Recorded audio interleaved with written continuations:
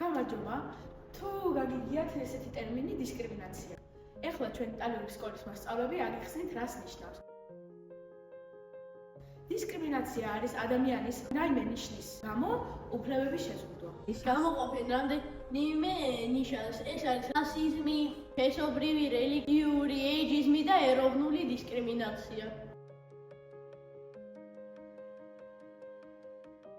რასიზმი არის ერთ-ერთი დისკრიმინაციული პუნქტი, რომელიც არის კანის ფერზე. ზოგიერთ ადამიანს აქვს სხვადასხვა კანის ფერი, ამიტომ ხალხს ამისთვის ბულინგი აქვს.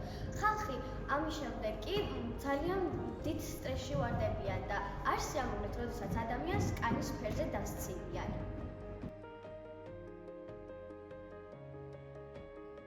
თქვენ როდესაც გაგიგიათ კაცისგან მაგალითად ქალისთვის, შენ ეს არ გააკეთო, რადგან ქალი ხარ.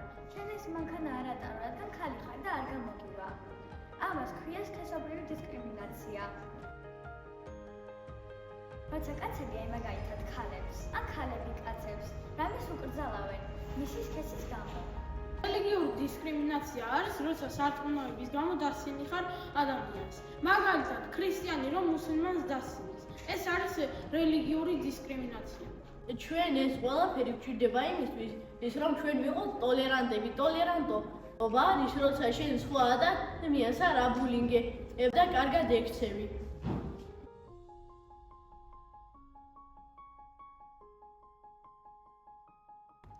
ტოლერანტობა იწყება ჩვენით. ყველა უნდა ვიყოთ ტოლერანტები. შენ შეგიძლია მომავალი შეცვალო.